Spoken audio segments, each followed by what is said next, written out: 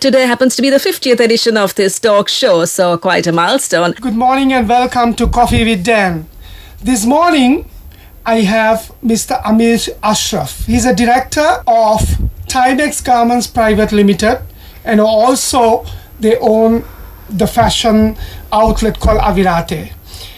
He holds a Bachelor of Science in Business Administration from Boston University, and he represents the third generation of the business tycoons belonging to the Timex Garments. Welcome to studios. Hi Dan, how are you doing? Good. Let us talk about today's topic, the fashion and apparel industry. First of all, let me congratulate for the 50th anniversary of your institution or the organization Timex Garments. And let me ask you for the first time, how do you feel about having been in business for 50 years, your three generations? Well, it's a massive milestone for us. We turned 50 last week on Monday. So it's definitely a massive milestone. The company was started by my grandfather with 10 peddling machines. And today we are over 14 factories, 10,000 people. And we've been surviving this business and accomplishing and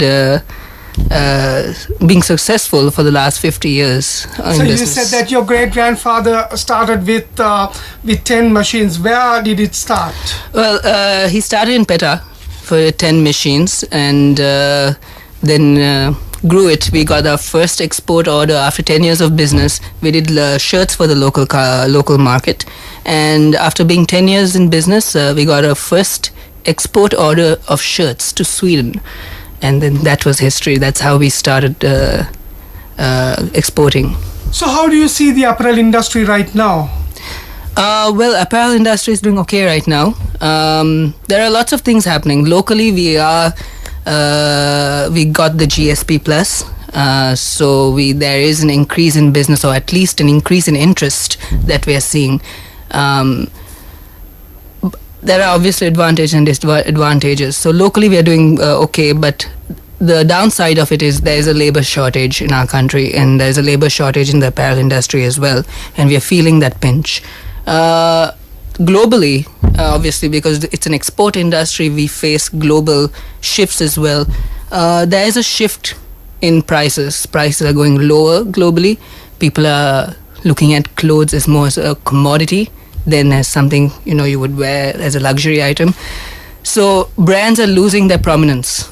So we're seeing that impact in our business right now as well. Now, traditionally you specialized in menswear, and then your company diverged into ladies wear, lingerie and kids wear. Now my question is that when Sri Lanka started this export of apparels, it boomed for a long time, but then it had a very, very bad period with what you mentioned. We lost the GSP Plus to Europe, but now with the GSP Plus coming back, are you very optimistic and focused on the long-term growth of the industry? I must say one thing. I feel like, yes, we did lose a GSP Plus, but there is something to be said about our apparel companies here in the country. Losing GSP Plus didn't mean they lost everything. They innovated. They did new things. They focused on design. We had companies like MAS going into, coming up with new innovations, patenting new innovations.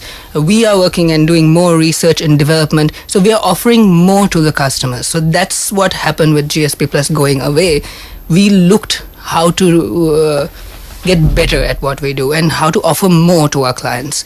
So yes, it was a tough time, but it was a time of innovation.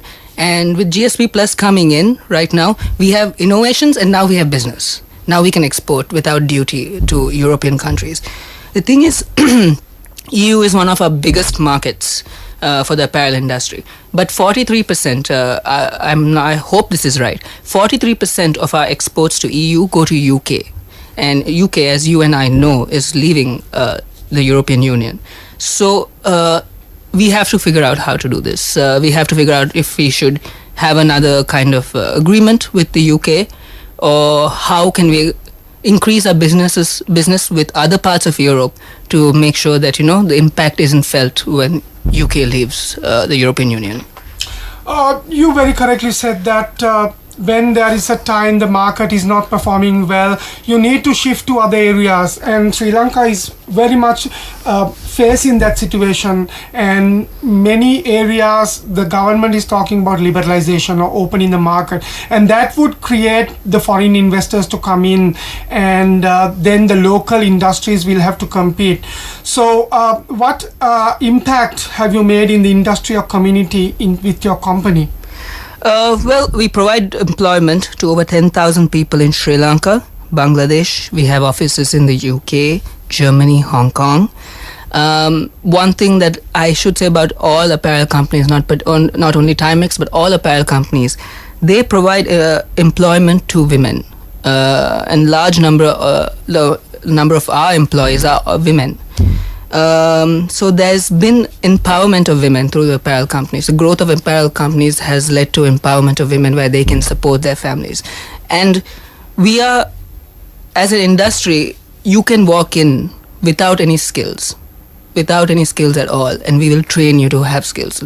So we will train you how to sew, we'll train you how to look at different things. So literally if you walk in, you can walk out with skills, and then you can do whatever in your life. So we've contributed in that way to the community, to women in this country, and I hope we continue to contribute that way, and we empower more women and more younger generations to come. Because I feel in Sri Lanka as a whole, as a country, can have a huge impact on the world. In particular, if we really focus on inspiring and empowering our creative minds, that's the minds in this country, we can influence the world of fashion. Now you were mentioning about creating jobs for female population in this country, and as a matter of empowering women. Mm-hmm. So how do you safeguard the job security as well as the conditions of labor? Well, Sri Lanka is very well known for having the best conditions to work in. For example, we have the garments without guilt. So when our customers come, they also know that Sri Lanka is a place where compliance is right. There's no child labor. We provide all kinds of incentives to our employees. So we make sure that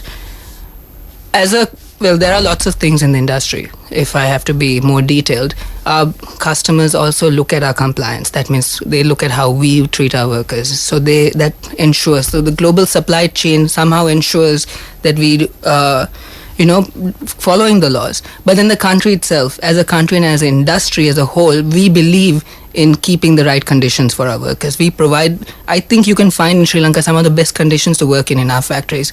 Most of our factories have air condition. There's a opportunity to grow further. You can start as a sewing girl. You can go, if you know how to do it, you can become a supervisor in your line. Then you can go up and up. You can become a technician. So if you focus and if you do work and if you really, have passion for your job, no matter who you are, if you start at the sewing line, just sewing one operation, you can go up the ladder. It's a possibility. You will get noticed. Even if we have 10,000 people, if you are good at what you do, you will get noticed. So there's a career opportunity for all the girls that start with us.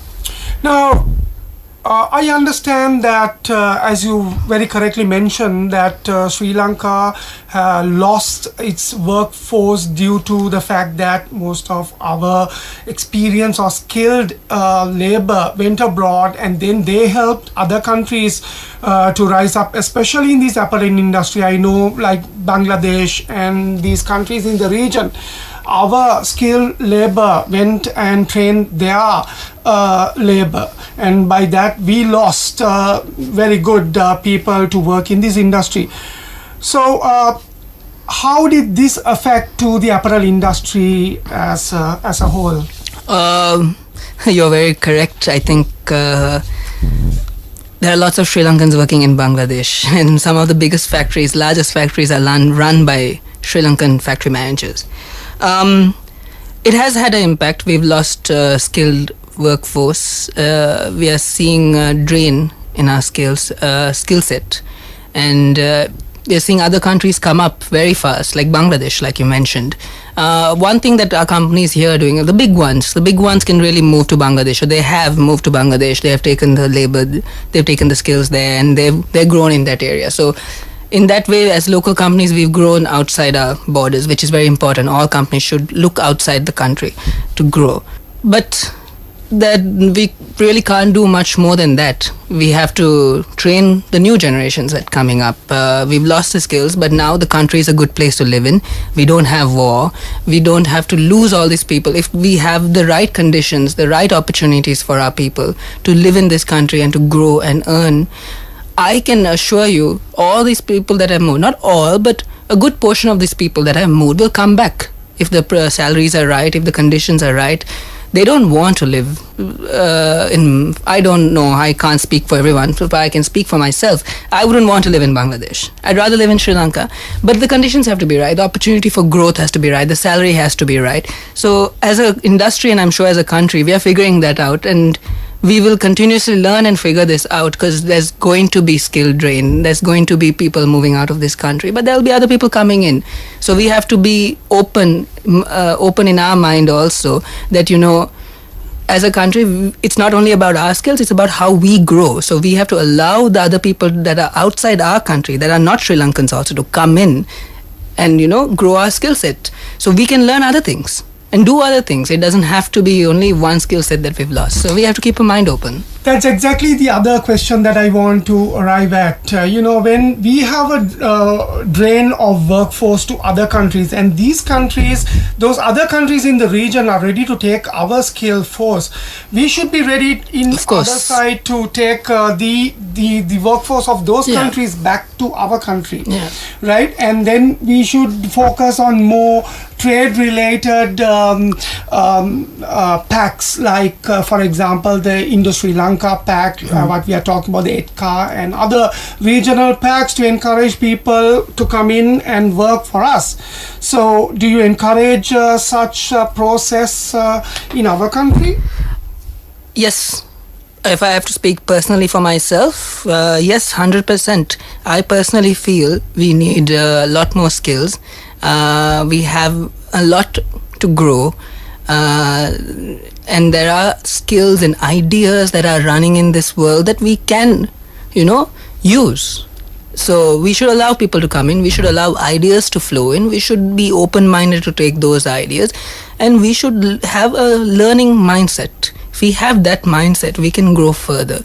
We don't have everything. We're a small country. We don't have all the skill sets. We don't have all the research and development. We have to look outside. We have to learn from outside. We have to allow people to come in and teach us. That's the way we can grow. We have huge potential. And the thing about Sri Lanka is, unlike other countries, it's a beautiful place to live. There are beaches. It's a nice environment. The population is nice. The people are nice. They're warm and welcoming. So more people will come. I am sure there are lots of people from all over the world that would love to live here. So if they come and if we allow them to come in and we allow them to bring their skill sets, and if we are open enough, we can learn from that. And also on the other side, we need to train our people, our younger generation, to cope up in this apparel and fashion industry. Now, apparel industry on one side, like you mentioned, the machine operators and the skilled labor, and in the fashion industry, the models and modeling and those areas we have to develop if we have to go out to the world and win the market. So are you happy or satisfied with the training opportunities that this country afford to our labor market, especially the education and training? Yes. One thing I would like to say is that we do need to... there are lots of skills that are required in the fashion industry, and one of the skills that's very important right now for us is the design skill. As a country, we are moving from just becoming like I said earlier, we focus on other things. We focus on innovation and other things. So as a country, we are moving away from just being a cut and sew operation where everything is given to us. We just cut and sew and give it back. It's not like that. Now we are designing. Now we are doing our own patterns. We are doing our own designs. We are selling our designs to some of the biggest brands that people are wearing all over the world. They are our designs. So there is a specific need for design skill in the fashion industry and in the apparel industry. And there are companies that are doing it, and they're providing design school. There's a Academy of Design that's providing learning opportunities to our younger generation. But we need more. We need more, and our companies need more, and we should not lose the technical skills that we have, especially for the apparel industry. There's a lot of technical skills that we have that we should not lose. So the companies should come together, all the companies in the industry should come together and ensure, maybe develop some kind of learning ground for our younger generation as a collective, so we can have that skill, and we can continuously have that skill. This morning in Coffee with Dan, I'm talking about the fashion and apparel industry with Mr. Amir Ashraf. He's a director of Timex Garments Private Limited. He holds a Bachelor of Science in Business Administration from Boston University in the United States. He represents the third generation of Timex Garments, and today the group has over 10,000 employees working and operate a design center, manufacturing facilities, and sourcing and buying offices across the globe. So, turning back to our discussion, Amir, now your industry is now into fashion, and especially with the new outlet coming up as Avirate, is a lifestyle brand for women in Sri Lanka. Have you ever thought of expanding locally? Is there a space for the market? Yeah. Well, Avirate is a local brand. We've been in business. Well, Avirate has been in business for the last 5 years. I feel like Avirate was a pioneer in brands in Sri Lanka, especially when it comes to apparel brands. Now there are several apparel brands in this country, several smaller brands that are coming up. Very encouraging and inspiring to see so many new brands and so many young people doing new brands. As for TNFG, we do have few surprises up our sleeve, and but the timing has to be right. There are opportunities in the market here. There are several ways we can do things, and we have the knowledge and the skill to do different things and enter the market in different ways. But the timing has to be right for us and the country and the market. So we'll see. Presently in Sri Lanka, how many factories do you have under Timex, and how many Avirate outlets? We have 14 factories in Sri Lanka. And Avirate outlets, I think around four outlets, and then we are present in department stores around the country. So we are present in, I would say, almost all of southern Sri Lanka and the Kandy area. And what are your market bases abroad? We are in India. We have 3 outlets in Bangalore. And we are present all over India through the department stores as well, and hopefully expanding and in both areas. Business too? Our export business covers the US, Europe, including UK, Australia, and a little bit of India right now.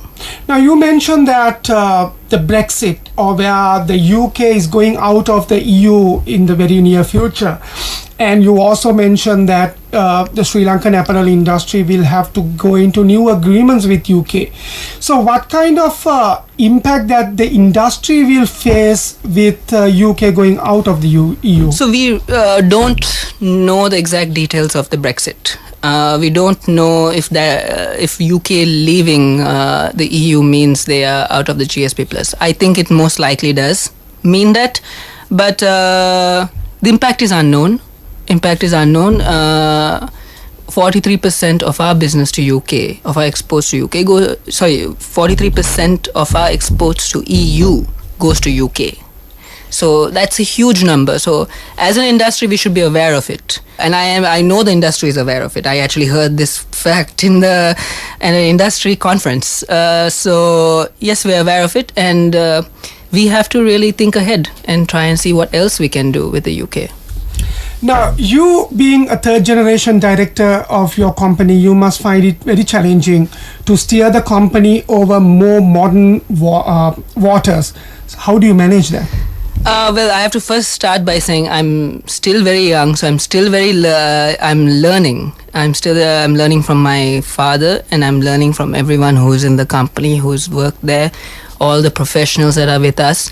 They have the skills and the knowledge that I don't have, and I'm learning from them every day. So for me, it's all about the learning, number one. And number two, when it comes to being a director, it's all about managing the people, managing people that are around you. We have to create a professional environment for our employees, and where integrity is a big part of our business as well. Loyalty is important to us as well. We've been restructuring, and we're bringing in all the professionals. Not all the professionals, but we're bringing in more professionals into our business, and we're professionalizing our structure, moving away from a family structure into a more professional structure. Are you aware of any 2018 blue-green budget concessions that are afforded to the garment industry? Or what are the new benefits that you're getting from the government of Sri Lanka? It's a good question. I must say there's nothing to highlight. All right, there's nothing good. really to highlight from that. So how do you envision the future of fashion industry in Sri Lanka? Because we know that as I mentioned earlier, while the apparel industry is growing on one side, and then the fashion industry has to cope up with this growing, and in order to promote Sri Lankan products. So how do you envision the fashion in Sri Lanka? Like I mentioned earlier, I want Sri Lanka to become a fashion hub of the world, design hub of the world. We are moving more from a cut and sew operation into a design operation, and we're providing more designs. That's what our customers are looking for. In the future, I want to see all buyers and clients coming to us for our expertise in manufacturing, expertise in our design, expertise in understanding the fit of the clothes. The apparel industry is also a major contributor to the country's GDP, and it's still integral part in how we make money, generate jobs, and feed our families. So I hope for the future, and we have a plan. The Sri Lankan Apparel Association Exporters Association has a plan, and the lobbying body JAF has a plan to be 8 billion by 2020. So we as a industry have to come together, focus on generating work by meeting, not only focusing on EU and US, but focus on other areas of the world like Australia, look into new business, look into new countries like India and China. So expand our export business. But just expanding our cut and sew operation won't work it for us, because those are not the prices you want. For us, we have to we have to focus on increasing our margins in our prices. And to increase our margins, we have to provide more service. We have to provide better designs. We have to provide expertise to our clients. We have to become and aim to become a one-stop shop where you get your designs, cut and sew, you get other expertise, and it's right to your doorstep. So as a country, we have to focus on being a one-stop shop for fashion overall. So leaving the export market aside, if we talk about the domestic market for fashion and apparels, now there was a time that in Sri Lanka our designs were not coping with the European or American standards, but there were a lot of criticisms against the apparel industry that we are catering more towards the export market without looking at the domestic market. But now we see a trend that the export market, the domestic fashion industry is also booming up. So what was your contribution, especially through Avirate, towards improving the local businesses? I don't want to toot the horn too much about Avirate, but I will toot a little bit.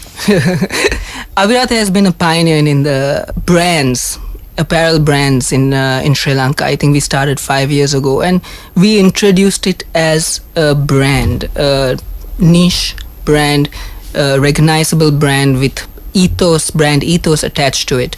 And we really brought in a mindset of how a brand should look. We had, if you walk into our stores 5 years or 6 years back, if you walk into our store, it was like walking into an international brand, So we really brought in that mindset that, just because you're a local company and a local brand doesn't mean you have to be in a shop that doesn't have any kind of experience attached to it. Just walk in, buy and go.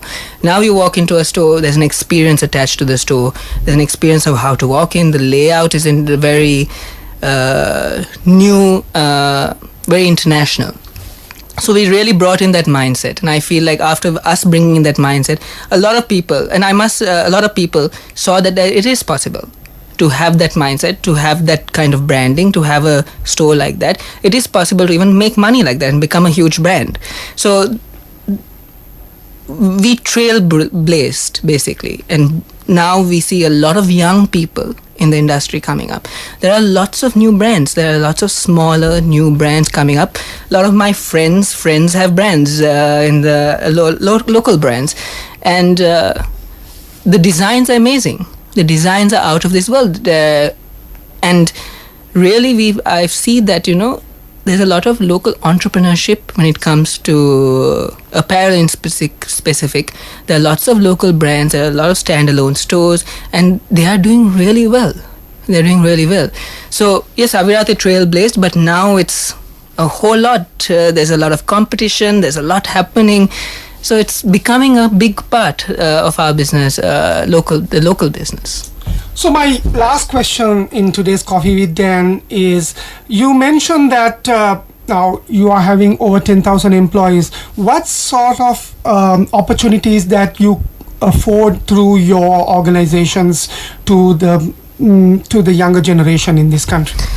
In a celebration of our 50 years, I have to add, we've thought about, we thought long and hard about what it means to be in business for 50 years and what it means to think about the next 50 years, And that really, made us think about what we want to focus on. And we really thought the focus is on the younger generation. The focus is on the generation that's coming ahead. So what we really thought was, okay, we have to come up with a vision for the generation, and we came up with a vision.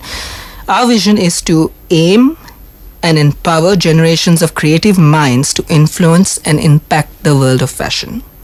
So when I say that, we are a part of a huge supply chain that's working all over the world, but we have, with this supply chain, if we empower our younger generation or anyone who's working, empower them, inspire them, they can have an impact on the world of fashion. That's what we want to say.